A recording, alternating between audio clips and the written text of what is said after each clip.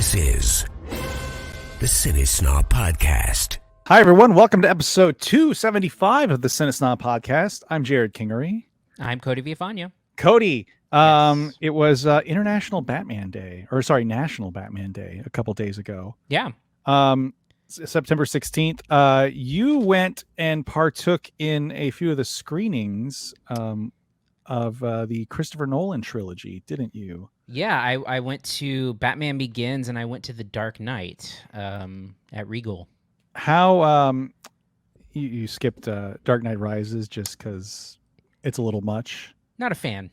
It's Not- yeah, I get it. I get it. Not a huge fan of Dark Knight Rises. We rewatched The Dark Knight, which I Mhm. hadn't done in an awful long time. But we were talking about Batman Begins, you and I.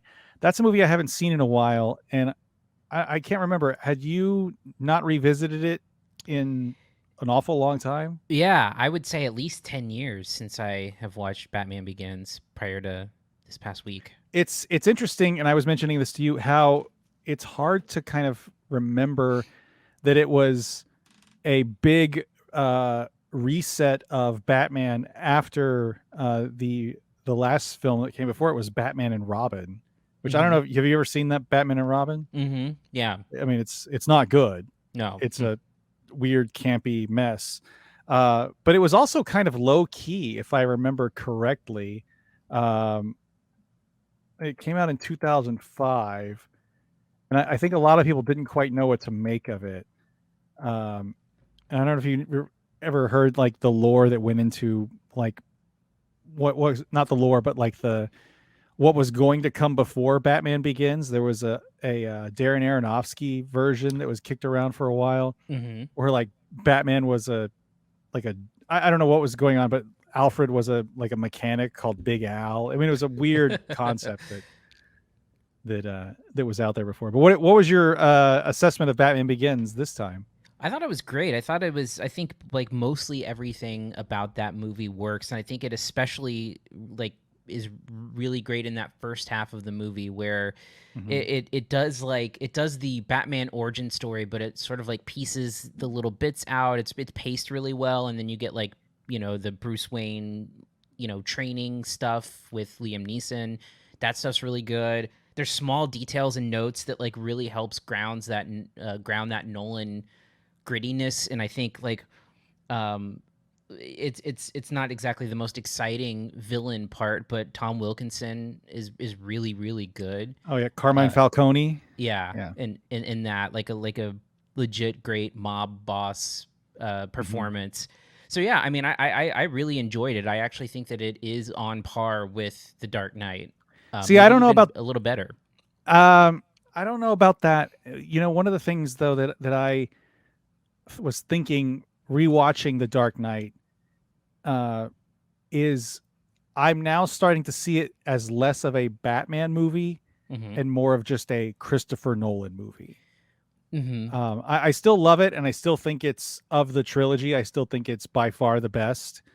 But it is, I mean, the Heat with Batman thing has been said 10 million times, but I mean, that's what it is. It's a crime drama first.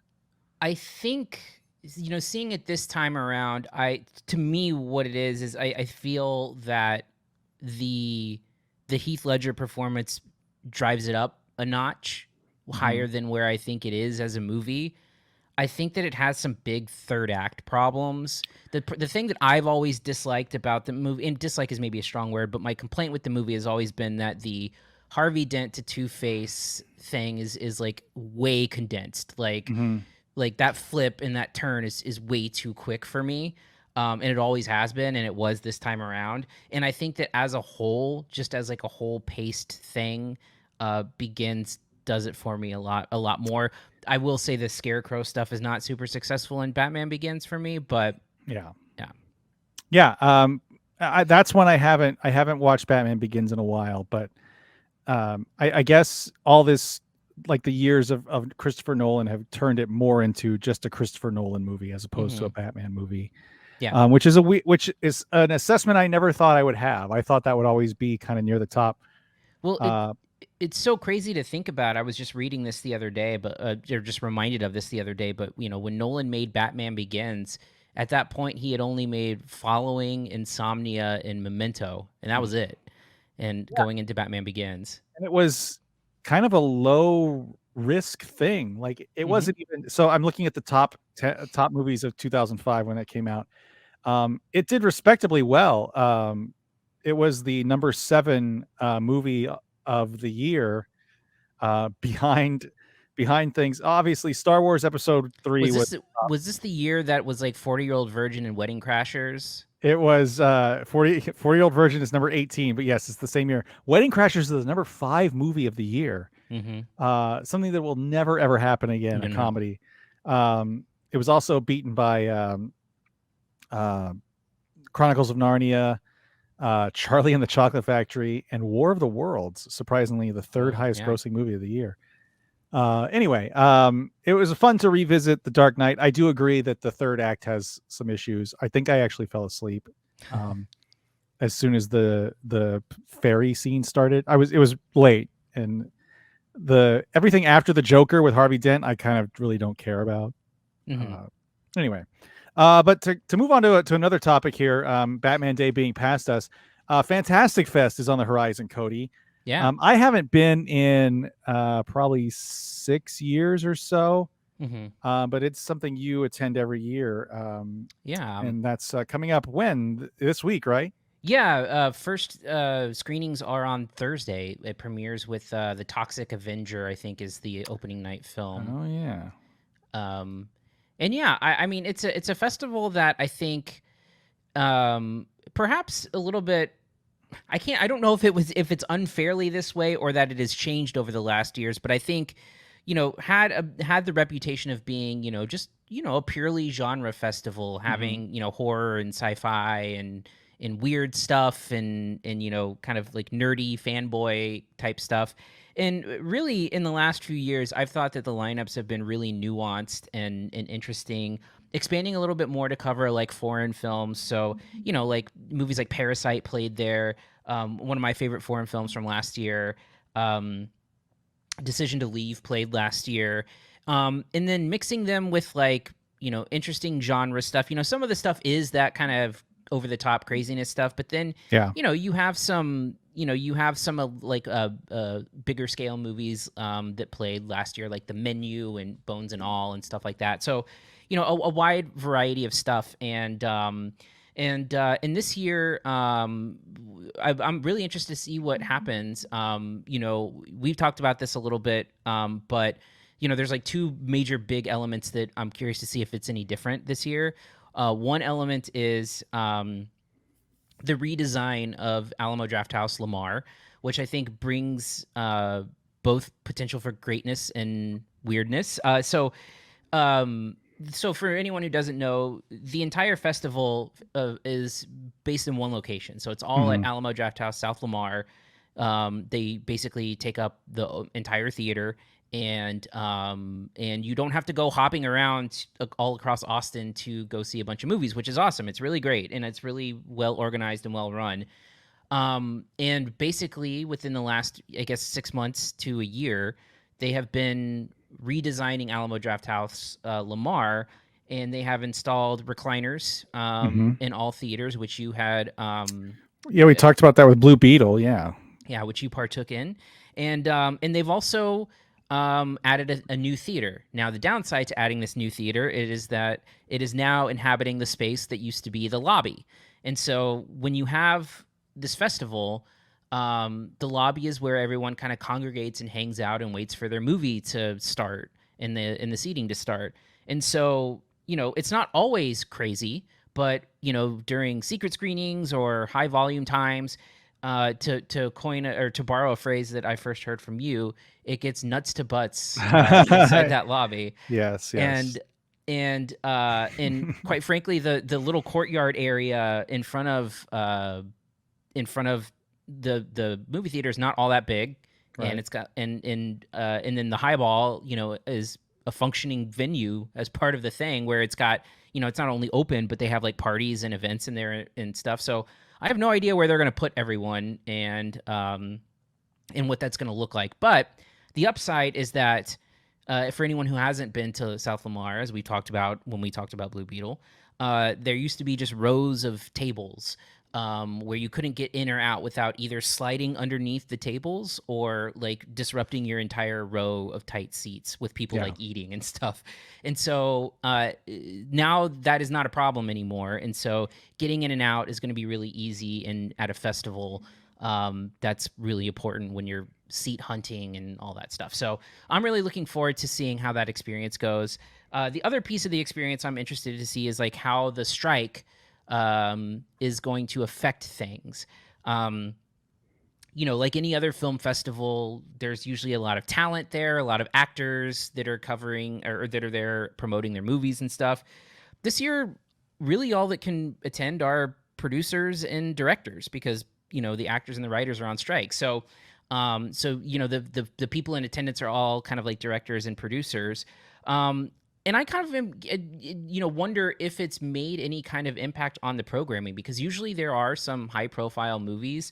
One of the movies that I was going to talk about in terms of looking forward to seeing is The Creator, the new Gareth Edwards movie is playing there, and that's probably the most high-profile movie. But yeah, I'm curious to see. And there's usually only 2 secret screenings. This year, there's 4. And so I'm curious to see if like maybe one of I have to imagine Exorcist Believer or Saw 10 are going to be one of them. Yeah. If not 2 of them. But I'm really curious to see if like they made up for it with maybe some of these secret screenings. Yeah. I always had a good time attending. It was always a little much for me to do. I would go to the press screenings that were way early in the morning. Yeah. And that's where I believe that's the last time I went was when I ran into Emil Hirsch in the lobby after seeing a screening of The Autopsy of Jane Doe with him in attendance. So is this the first year fully back from the virtual or the Fantastic Fest at home kind of hybrid? Yes. So this is the first year where they're not doing a home edition. Last year there was a home piece, but it was mostly, last year was mostly normal. I just had that component to it, but there's not that component this year. I am again very curious about how the Alamo Drafthouse South Lamar shakes out because it's never been a big theater anyway, and it's always most Alamo Drafthouses have a very large lobby. I think this is the first one that I've seen outside of the departed Westlake one that has from what I've seen pictures online, an exceedingly small lobby. Yeah, it's like a walkway basically at this point. So yeah, but there are some movies I was just gonna preview or talk about a few that I'm looking forward to seeing. So one of them is a movie called River. So there was a movie that premiered there a few years ago. I don't know if you ended up ever seeing it, but it was called Beyond the Infinite 2 Minutes. No. So Beyond the Infinite 2 Minutes is a Japanese movie that basically it's like this really fun and well put together. It was made by a theater group in Japan, and basically it's like a time loop movie where this guy figures out that he has a TV that sees himself and his friends 2 minutes into the future, and so you see him view the future, and then you see all of the actors like act out what they just saw on the screen. And so like it's like, and then they figure out how to go further into the future, and so you get this like 2 minute time loop thing, and a lot of hijinks happen and all that stuff. And it's just this really fun, inventive movie. It was shot all on iPhones. It's all presented as one take. It's just a really cool little movie that's on Amazon Prime, by the way, for anyone who wants to watch it. And that team is back, and I'm really curious to see what happens because apparently, from what I've read from the festival guide, it's another movie that deals with a 2 minute time loop. Yeah. And just it's like the same theater group, but like a different story. I think different characters, and I'm just so curious to see how it works when like the magic trick part of it is, like you're aware of it, because I think. When you're watching the movie, it takes a second to kind of click of like what's going on, and then, the reveal happens and all that stuff. So I'm curious to see if they can kind of capture the magic of it this time around. Another movie I'm looking forward to is this is something that was supposed to premiere last year at the festival, but is finally making its way here this year, which is The People's Joker. Oh yes. If you recall from last year. Uh-huh. So The People's Joker was a movie that's basically a parody of like a Batman parody, of course, or a Joker parody that was made by a trans director who's also, I believe, the star of the movie. And it's basically like a trans story told through the lens of like the Batman Joker story. And it's apparently like really over the top, really funny, really good. Got rave reviews when it premiered in its first screening last year. I think at TIFF maybe. And then I believe so. And then Warner Brothers shut it down, gave like, cease and desist legal processes, and basically stopped all public screenings after that, even though the movie should be protected under parody law. And apparently the kinks have been worked out, and the movie is premiering at Fantastic Fest. And so I'm excited to finally get to check that out, because I had heard nothing but great things about it prior to this. And I think it's one of those things where, sometimes you have a movie that, garners some controversy, and then you realize that it's nothing like that secretly shot Disneyland movie or whatever that was just awful. Well, yeah, that movie's terrible. That I forget what it's called. I watched it. It's incredibly fascinating that they were able to pull it off. But though Disney like totally looked the other way, like they just pretended that one didn't exist. It was probably easier and cheaper to just Escape from Tomorrow, I think it was. Yes, that's what it's called. It's a terrible movie. It's not very good at all. This one, I was in the same boat as you. Well, the same assessment as you. Like, there was a lot of kerfuffle about it. Mostly being like that it was this sort of renegade outsider take on a corporate property, which fine, I get it. Like, there's 10,000 fan films on YouTube with the Batman and the Joker. That was not really the outrageous part for me. I mean, I did feel like it was a big publicity stunt last year when I heard about it. I am curious to actually finally check it out to see what it looks like. See if it lives up to the hype or not. But yeah. And again, like the movie had good reviews for the movie itself after it screened in Sundance or at Sundance. And, the director also like edited on Comedy Bang Bang and I think as part of the On Cinema. Oh, that's right. I forgot about that because it shares. Yes, it has some visual similarities to Deck of Cards. I recall this now that you brought that up. Yeah. So I'm again really curious to see how that pans out. And then just a final film I was interested in was a movie called Cobweb. It's a Kim Ji-woon movie, Korean movie. I really like. I've really liked a couple of his other films. The Good, the Bad, the Weird is like one of my favorite, like super like weird Korean. It's called it was dubbed a kimchi western, but it's basically a take on The Good, the Bad, and the Ugly. He also did I Saw the Devil, which is like a crazy revenge movie.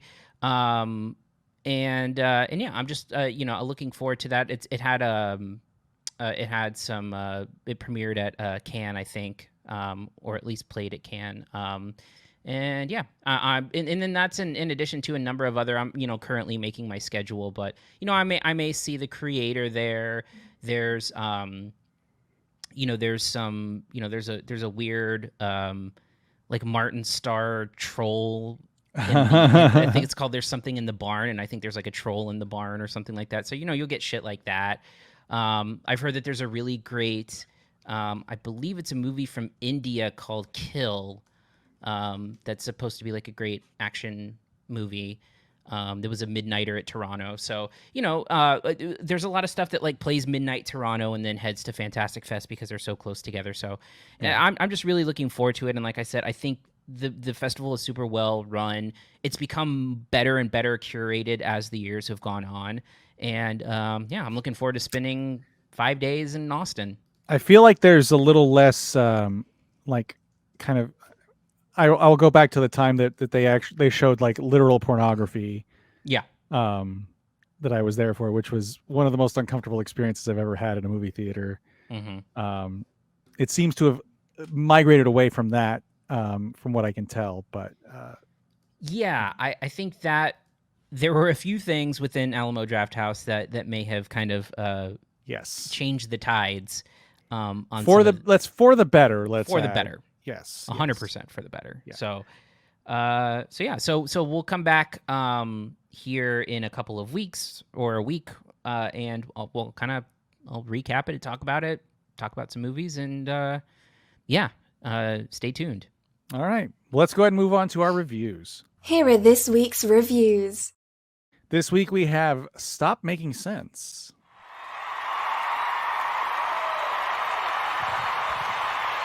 Hi. Got a tape I want to play.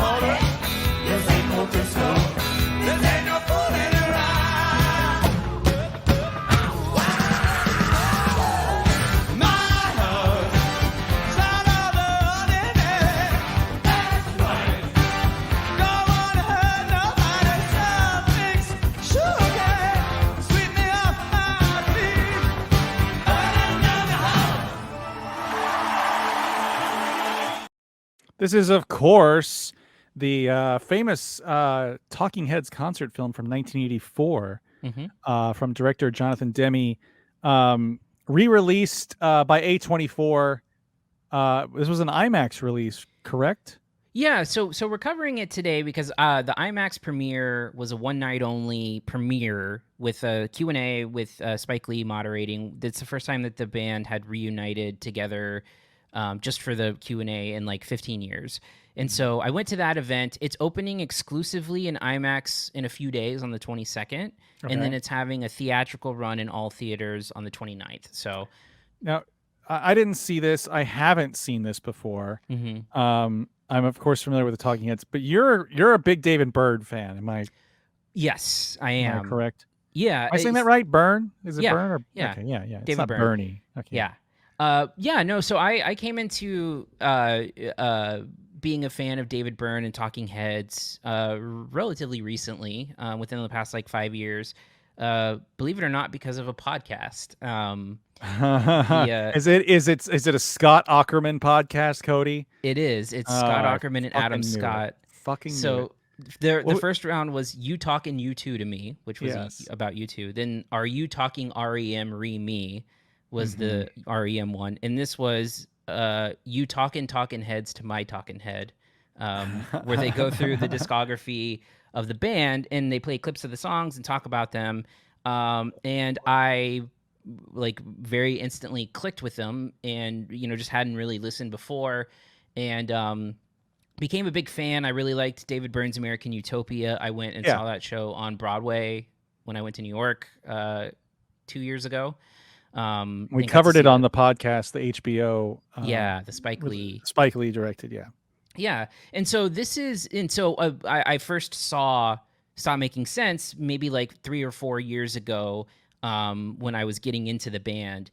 And it serves, many people consider this and like The Last Waltz to be like the best concert films of all time. And it is interesting to watch in a theater again because the concert film has kind of like died. It's something that doesn't really exist anymore. You'll occasionally have bands, go into, do a live streamed concert, or you'll maybe have, like a live Broadway play stuff, or you'll have a stand up. Like Kevin Hart is really the only one who does like movies anymore, and that's been forever. But what you don't see is like a filmmaker like Jonathan Demme or Martin Scorsese for The Last Waltz, filming a concert and presenting it on the big screen. So it really is kind of a throwback. So A24 grabbed a hold of the movie. They did a 4K remaster and restoration of the film, and also they completely redid the sound mix as well. And I saw it in IMAX, and yeah, it's incredible. It holds up incredibly well. You know, there's a lot of really interesting filmmaking in it, in that, like, you know, certain songs are presented in different ways. You know, a lot of it is like there's one take that's just like, it's basically an unbroken single take of David Byrne performing the whole song. There's stuff that's, you know, like working with the stage show and the lights. Like the lighting is really interesting and striking throughout a lot of it. You know, this apparently was the show that Talking Heads was playing back in the day. So the way that it's structured is like it starts with David Byrne by himself, and then each song adds a band member until like 5 or 6 songs in, they've got like the full band for the first time, and then the show like takes off from there. And you know, I think it sort of transcends being a fan of the band. You know, the music I think is really great. The performances are really great. David Byrne is like a very magnetic. You know, I was reading this this review of the IMAX thing, and I think it made a really good point. I think it was a Jason Bailey New York Times review, where it was talking about how David Byrne is so captivating that in this film he's like a movie star. Like he's just kind of like a very captivating performer, and you get like the movie star quality vibes watching it. So I think it transcends liking the band in a way that I think if you're like a fan of music or concerts, I really think that you can crack into this. It doesn't have a lot of their challenging music, because Talking Heads got a little bit, you know, like artsy. But yeah, I think it's really accessible. It looks great. The 4K restoration looks great. Seeing it in IMAX is really cool. Don't know that it's entirely necessary to see it in IMAX. I think a movie theater would just be fine. His suit is really, really big. Yes. Yeah. Yes, he does have the big suit. This is where the iconic big suit comes into play during the performance of Girlfriend is Better. But you know, I think you could go without the IMAX if you wanted to. But go in a theater that you know has really good sound, because the sound mix is great. You know, you can hear different things that maybe you weren't able to hear previously. It's always been a really good sounding album. I don't know if you know this, but it was one of the first films, I believe, that recorded audio entirely digitally. I didn't know that. What the hell did they use? Previously, or no. It's for what this? kind of digital technology is it? Like DAT? This is before DAT, I assume. It was a Sony PCM 3324 24-track digital recorder. Oh, wow. Yeah. And so it was edited and mixed digitally, and I think it was one of the Jesus few. Christ. What did they? This is like primitive. This is like Edit Droid. If you ever heard what Edit Droid was. Oh, did you look up what it looks like? No, I didn't. But Edit Droid is a like one of the first digital like film editors from Lucasfilm. I think it used laser discs. Oh, okay. I don't know. Anyway, that's kind of old video editing lore, but Yeah. So it was originally released in 1982, and then the concert was recorded in 83, and so yeah. So you know, I just think it's just a really great experience. Like it's a lot of fun. One thing you'll be seeing people write about is like how great of an in-theater experience it is. So for anyone who's a fan of music or on the fence or hasn't seen it before, I would highly recommend checking it out. You can wait till the 29th when it's in a regular theater, or if you've got an IMAX near you, why not? you know, this is kind of right on the preceding what's I guess forecasted to be a huge concert film is the Taylor Swift concert film that like has other films like moving their release date. Yeah. I was looking at the top 10 concert films, top 10 highest grossing concert films. Lots of music stuff is very recent. Lots of several, like 6 of them are like music concerts. 4 of them are comedy, including Eddie Murphy Raw, Original Kings of Comedy, Richard Pryor Live on the Sunset Strip, and then Kevin Hart. But the top grossing concert film is Justin Bieber, Never Say Never. Oh, yeah. That's a documentary, though, isn't it? I thought it was like a mix of the two. Maybe. There's also Hannah Montana, One Direction, Katy Perry, BTS, and then Jonas Brothers. So all of them are very, very recent. Yeah. Yeah, I've got a cat here on my glasses. Excuse me. I've actually never seen this, and it's never, the concert film. I don't think I've ever actually seen one in a theater. Mm-hmm. I am curious what the experience would be like. I'm not the biggest Talking Heads fan. I do appreciate the music, but I can't imagine like seeing like the excitement that would be there, like seeing a real concert. Like I assume this is maybe you don't know this, so maybe you do. Is this like one concert, or was this like a stand-up special where they shoot a few? I think they and shot piece it together. I think they shot three or four shows. Okay. Yeah. Yeah, that's the thing to me that's the most interesting, is the idea that it's like is it one continuous experience, or does it feel like it's it doesn't feel like it's pieced together. It doesn't feel like it's edited, does it? No, there's just like some costume changes and stuff, and like a little like edited sometimes where they might be wearing slightly different clothes, or like there's one where like David Byrne's hair is different during a song, but it's meant to be that way. That reminds me, one of the worst experiences I've ever had watching something like that was, do you remember that Chris Rock comedy special that he put together that was like shot in like 3 different cities, like 3 different continents? And they would do the punchline like 3 times. Yes, or like cut in the middle of a sentence, like to another. Oh, it was so terrible. Yeah, I hated that so much. Anyway, I guess, well, what's your grade for Stop Making Sense? I assume you've seen it before. I assume you saw it before this, but what is your grade for this release of Stop Making Sense? It's an A-. I mean, it's one of the best theater experiences of the year, and a movie that feels both strangely dated and timeless at the same time. So A-, please go see it if you have a chance. Anyone. Yeah. All right. Well, that's going to do it for this week. Coming up next week, I believe, is Dumb Money, isn't it, Cody? There's a lot, actually. We've got Dumb Money, we've got The Creator, and we've got Saw 10 all coming out. Oh, yes. And that's going to be on the 29th, right? So that's not Yes. the 22nd. This is serving as our 22nd one. So the 29th, those movies come out. And so we'll cover at least Dumb Money for sure, and probably The Creator as well. Yeah, I'm off board with the Saw stuff. Yeah. Speaking of Chris Rock, the last film was not good. But yeah, I'm definitely looking forward to Dumb Money for sure. The Creator I know less about, but I'm a fan of Gareth Edwards. If you want to reach us, you can email us at podcast@cinesnob.net. You can find us on Twitter @CineSnob, Facebook CineSnobNet, YouTube.com/CineSnob. Anything else, Cody, before we go? No, but if you're at Fantastic Fest, keep an eye on my letterbox, letterbox.com/CineSnobCody. I should be logging my movies there. I'm going to start with screeners tonight, so I've got some stuff ahead of me. And you won't have Cody passing in front of you anymore now with those fancy new recliners. Yeah, you won't get to see my my dexterity as I to slide limbo under a stupid table. Yeah. All right, on that note, I'm Jerrod Kingery. I'm Cody Villafania. Thank you for listening to the CineSnob Podcast. To read reviews, interviews, and more, visit cinesnob.net. See you next week.